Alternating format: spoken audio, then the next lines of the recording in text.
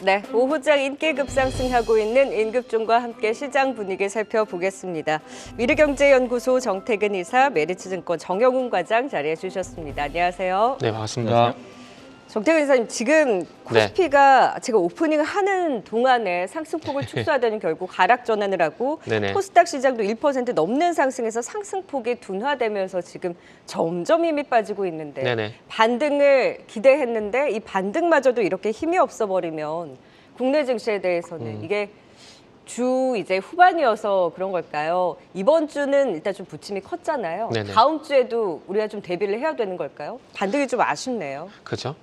오늘 아침 쪽에 반도체 2차 전지 강세 보이면서 기대를 좀 많이 했었을 것 같아요. 그러나 일단 우리가 시장의 원초적이었던 그 환경이 바뀌었는지를 한번 우리가 생각을 좀 해보자고요. 일단은 삼성전자 부진한 흐름이 계속 지속이 되고 있는 상황들이거든요.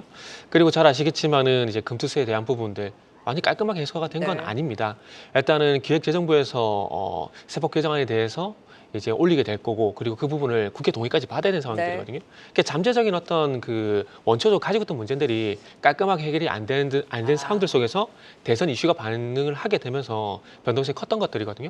그래서 뭐 이렇게 말씀드리면 맞을 것 같아요. 원래 그랬던 부분으로 돌아갔다 이렇게 설명을 드리는 게 맞는 것 같아요. 국내 증시의 부진, 그 원래 있던 대로가 그건가요? 원래 있던 자리로 돌아간 거죠. 네, 지금 대선 이후에 어쨌든 경계감도 경계감이지만 사법 개정이라는 이제 이슈까지 어느 정도 이제 이제 금투세 지나고 사법 개정으로 공이 또 넘어갔는데 이런 부분에 대한 불확실성까지 맞물리다 보니 시장의 분위기가 다소 아쉽다. 그래서 시장은 바뀐 것이 없고 한국 시장은 여전히 부진한 그 안에서의 우리가 고군분투를 할 수밖에 없다는 거네요. 그렇죠. 그러니까 우리가 아시겠지만 대선 전의 시장을 보시면 아시겠지만 어떤 이슈에 따라서 강세를 보인 섹터들, 그러니까 예를 들게 되면 바이오 같은 것들, 결국 이런 것들이 강세를 보였지만은 시장 전반적으로 지수 중심이었던 대형주 장세가 아니라 우리 잘 알고 있잖아요. 섹터란지 테마 중심이었던 이슈 중심의 섹터, 테마 장세였던 부분들, 개별 종목 장세라고 말씀드린 게 정확할 것 같네요. 그래서 이런 장세가 어차피 지속이 되고 있었고 이런 현상들이 지속되고 있는 상황들 속에서 대형 이벤트들이 나타나 보니까 그로 인한 어떤 단기적인 변동성이 나타났다가 다시 개별 종목 장세로 되돌아갔다 보시면 될 것 같아요. 어제 같은 경우도 잘 보시면 아시겠지만 뭐 조선이라든지 이런 그 우주항공 로봇 같은 것들, 그러니까 트럼프 관련된 그 테마들이 강세를 보였지만은 지수가 가지 못했잖아요. 결국 제자리란 거죠. 코스피를 보시면 아시겠지만 현재 2,650포인트 전에서 종가 기준으로 보게 되면은 별다른 움직임이 아직 없는 상황이에요. 그렇게 보면은 코스피도 그렇고 코스닥도 그렇고 원래 그랬던 현상대로 다시 돌아갔다 보시면 될 것 같습니다. 네, 수급도 여전히 답답하고요. 그리고 말씀해 주셨다시피 주요 이벤트를 보내고 나서 어느 정도 색깔과 방향을 잡지 않을까 좀 일말의 기대를 가져봤었는데 결국에는 지수는 답답하고 섹터와 이슈에 따른 결국 종목 자체가 다시 한번 또 전개될 가능성이 있다라는 아쉬운 말씀을 또 주셨습니다. 그러면 종목별로 전략 세워볼까요? 첫 번째 인급종부터 만나보겠습니다. 트럼프 당선 이후에 큰 폭의 하락, 어제 그리고 그제 이틀 연속 계속해서 부진했던 2차 전지주들이 모처럼 반등에 나서고 있습니다. LG 에너지솔루션발 이슈도 컸고 오늘 LNF의 탄력이 강해서 대표적으로 LNF 짚어보도록 하겠습니다. 열기가 올라올 때도 탄력이 컸던 만큼 하락할 때도 낙폭이 또 제일 깊게 나오더라고요. LNF 오늘은 좀 눈에 띈 게 TCC 스틸 그리고 뭐 에코프로 머티 이런 종목들이 강한데 그동안 빠진 데 따른 어느 정도의 반등에 그칠까요? 그래도 트럼프에 대한 뭔가의 경계감이 조금씩 완화되어 가는 국면에 들어갈 수 있을까요? 완화되는 국면으로 저는 말씀을 드리고 싶네요. 일단 2차전지 섹터 같은 경우는 에코프로빔을 말씀드리면서 충분히 제 의견을 그리고 제 생각을 말씀드렸는데 어떻게 말씀드렸는지에 대한 부분들은 간단하게 좀 언급을 드리면은 이벤트에 따라서 왔다 갔다 할 수밖에 없지만 그럼에도 불구하고 나쁘지 않다라는 관점에서 보자고 말씀드렸거든요. 그리고 방금 앵커님께서 말씀하신 종목들의 공통점을 보게 되면은 뭐가 있냐면은 그 중심에 테슬라, 그 아래 LG 에너지 솔루션, 그 아래 이제 LG 에너지 솔루션의 어떤 수혜가 된 종목들로 분포가 되거든요. 원통형 배터리. 네, 그렇죠. LNF도 그렇고요. 에코프로 머티리얼스도 그렇고 저는 개인적으로 LG 에너지 솔루션이 어떤 영향을 좀 받고 있다고 봅니다. 그리고 그 이전에 오늘 일단 2차 전지가 강세를 보이는 것들은 아시겠지만 금리 인하 영향, 그리고 테슬라가 강세가 좀 지속이 되고 있기 때문에 그 부분도 저는 개인적으로 테슬라가 수혜가 되는 쪽으로 반응을 하고 있다고 보고 있어요. 제가 지난 시간에 2차 전지 나쁘지 않은 관점들 쪽에서 LG 에너지 솔루션 쪽으로 수혜가 되는 종목들 쪽에 관심을 가져가 말씀드렸거든요. 근데 LNF도 이 LG 에너지 솔루션이 어떤 수혜가 되는 종목이라고 보시면 될 것 같아요. 왜냐하면은 4680 배터리 양극재 출하, 그러니까 사이버 트럭 쪽으로 들어가는 양극재를 LG 에너지 솔루션 쪽으로 공급을 하고 있거든요. 그리고 앞으로 4분기에는 4680 배터리 쪽으로 양극재 출하가 되고 내년 1분기에는 2170용 신규 NCMA 양극재가 출하가 될 예정이거든요. 근데 이게 거의 다 지금 LG 에너지 솔루션 쪽으로 가는 부분들입니다. 그런데 네. 오늘 아시겠지만 또 LG 에너지 솔루션이 리비안하고 8조 원대 계약 소식이 있었잖아요. 착착착착 그죠? 전하네요. 네. 그래서 그런 부분들을 보게 된다라면은 지난 시간에도 말씀했지만은 지금은 2차 전지 내에서 좀 대안을 모색해 본다라면은 LG 에너지 솔루션과 연관성 있는 종목 쪽으로 보는 게 상당히 좋다라는 네. 거죠. 물론 에코프로 머티리얼즈 같은 경우에 전체 매출의 80%가 에코프로입니다. 그러나 지금 에코프로 머티리얼즈 같은 경우는 LG 에너지 솔루션 쪽으로도 양극재 에너지 공급을 하고 있거든요. 그리고 최근에 또 매출자 다변화를 하고 있습니다. 그래서 그런 부분들을 감안해 보게 된다면은 에코프로 머티리얼즈, LNF처럼 앞으로는 LG 에너지 솔루션, 테슬라와 연관성 있는 종목 쪽으로 관심을 가지게 된다면은 2차 전지 섹터 내에서 네. 그나마 좀 승산이 있다. 이렇게 말씀드리고 LNF 같은 경우는 매수 의견 또 그리고 드릴 수 있을 것 같아요. 네, 매수 의견, LG 에너지 솔루션, 테슬라와 연관된 종목들 중심으로 최근에 좀 주춤했었던 2차 전지 오늘 그래도 반등에 나서고 있고 확실히 세게 반등에 나오는 쪽을 보면 다 말씀해 주신 네네. LG 에너지 솔루션이나 테슬라향 종목들인데 그런 만큼 매수에 대한 의견도 긍정적으로 주셨습니다. 이어서 두 번째 임급종도 만나보도록 하겠습니다. 네, 전력 설비 하면은 산일전기가 최근에 굉장히 핫하게 움직이고 있는 가운데 오늘은 재룡전기도 급등에 나오고 있고 조금 전에는 제일일렉트릭이 VR까지 발동되면서 상방에 대한 힘을 키우는 모습이었는데요. 요즘 보면 산일전기, 효성중공업 이쪽이 좀 강했고 재룡전기의 오늘의 상승, 좀 상승폭이 둔화되기는 했습니다만 절대적으로는 괜찮잖아요. 네네. 트럼프 수혜까지 받으면서 조금 더 그 기운을 이어갈 수 있을까요? 네, 일단 뭐 이 전력기기 시장은 뭐 아시다시피 지금 정말 슈퍼 초호황을 지금 맞이하고 있는 뭐 상황입니다. 그래서 뭐 대표적으로 이제 시장 뭐 대장주 역할을 하는 것이 이제 현대 일렉트릭인데 현대 일렉트릭 같은 경우에는 뭐 지금 여전히 지금 뭐 사상 최고가 부근에서 놓여져 있는 상황이 있고 그 외에 이제 최근에 이제 수급적인 측면에서 봤을 때 이제 중소형 이러한 전력기기 관련주 쪽에도 수급이 점진적으로 좀 유입되고 있는 것이 아닌가 그렇게 생각을 하고 있습니다. 그래서 오늘 상대적으로 대형 이제 전력기기 회사들 대비해서 이러한 중소형 업체들 특히나 재룡전기 같은 경우에도 오늘 주가가 좀 급등하고 있다라고 보시면 될 것 같고요. 뭐 아시다시피 이 재룡전기 같은 경우에는 굉장히 심플한 회사입니다. 그러니까 100% 매출 비중이 이제 배전 변압기가 이제 100% 매출을 차지하고 있는 회사이고요. 그렇기 때문에 지난해에도 이제 매출액이 한 2배 이상 급증하고 이익도 한 5배 이상 급증한 이유가 바로 이제 미국향 이런 변압기 수출이 이제 급증을 하면서 지금 폭발적인 지금 성장세가 지금 이어지고 있는 상황이다라고 보시면 될 것 같습니다.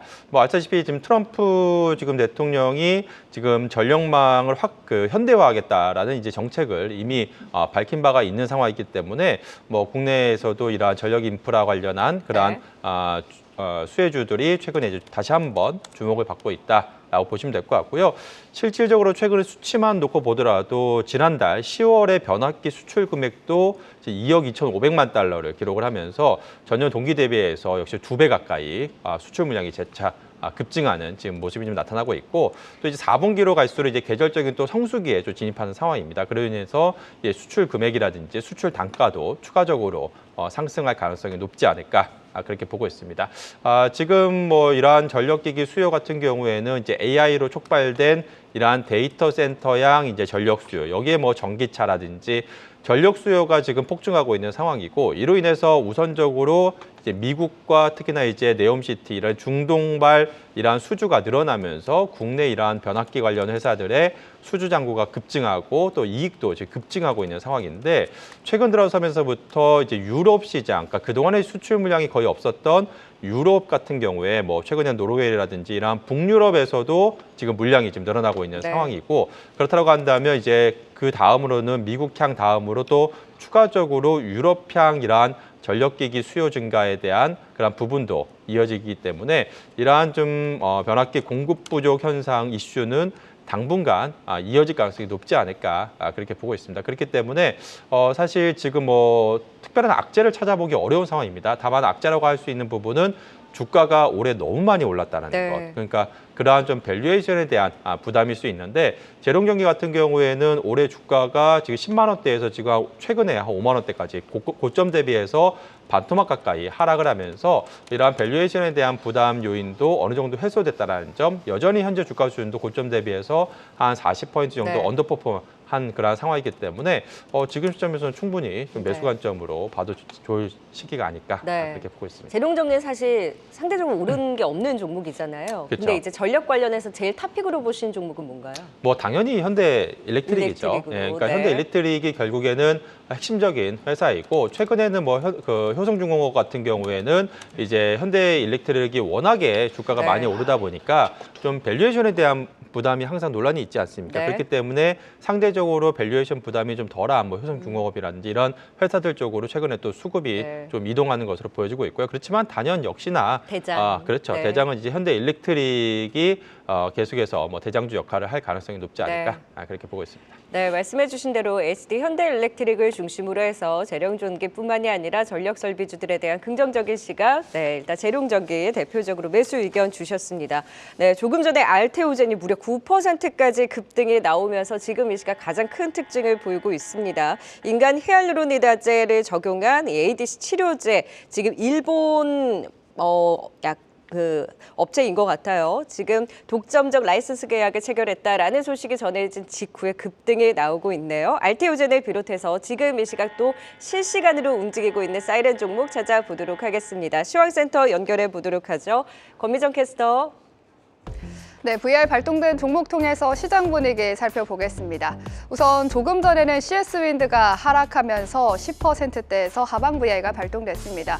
오늘 전반적으로 계속 하락하면서 급락에 대한 다양한 의견들이 나오고 있는데요. 결국 조금 전에 하방 VI 발동됐고요. 또 조선기자재, 화인베스트 상방 VI 발동되면서 28% 급등세를 보이고 있습니다. 오늘 전력 설비 테마도 강한 가운데 조금 전 제일일렉트릭도 상방부에 발동되면서 11% 강세를 보여주고 있고요. 또 미국 대선에 관심받게 살짝 밀려났던 고려아연, 최윤범 회장 측의 유상증자 계획이 금융감독원에 의해 효력이 중단된 가운데 오늘은 영풍과 MBK 파트너스가 소집하는 고려아연 임시주총이 이르면 올해 연말, 늦으면 올해 초에 열릴 가능성이 높다는 보도가 나왔습니다. 오늘 오후 들어서 크게 하락하면서 하방 VI 발동됐습니다. 그럼 오늘의 VI 특징주 살펴보시죠. 오늘 우주항공주 강세를 보이는 중에 파이버프로가 급등하고 있습니다. 파이버프로는 국내에서 광기술로 주목을 받는 곳으로 광계측 기기와 광섬유 관성 센서 등을 제조 판매하는 기업입니다. 산업의 활용도가 높은 만큼 방산과 우주항공, 또 양자 컴퓨터 모멘텀을 함께 가지고 있는 곳인데요. 지난 5일에는 최근 매출의 36%에 해당하는 공급 계약 공시를 냈었고요. 오늘 상승폭을 키우면서 11시 30분경 상방 VI가 발동됐고 현재도 16%대의 강세를 보여주고 있습니다. 오늘 호실적을 발표한 넵튠도 두 자릿수 강세를 보였습니다. 넵튠의 3분기 매출은 383억, 영업이익은 52억으로 매출은 전년비 76%, 영업이익은 2,754% 급증했는데요. 상장 이후 사상 최대 영업이익입니다. 넵튠은 주요 사업인 게임과 광고 플랫폼 사업에서 견조한 성과를 보였는데요. 4분기에도 2개 이상의 신작 모바일 게임 출시가 예정돼 있습니다. 넵튠은 실적 발표 후 급등했고요. 현재는 9%대 상승하고 있습니다. 지금까지 VI 특징주 전해드렸습니다. 네, VR 발동된 파이버프로 그리고 급등이 나오고 있는 알테오젠까지 체크해 보겠습니다. 지금 알테오젠이 다시금 핫해졌어요. 네네. 이러니까 알테오젠을 못 놓죠. 네, 지금 다이치산교와의 독점적 라이선스 계약. 그렇죠. 알테오젠 다시 또 최고가 찍는데요. 네, 계약금만 하다도 벌써 30%예요. 30% 대단하네요. 작년 매출의 네. 30% 계약금도 계약을 했거든요.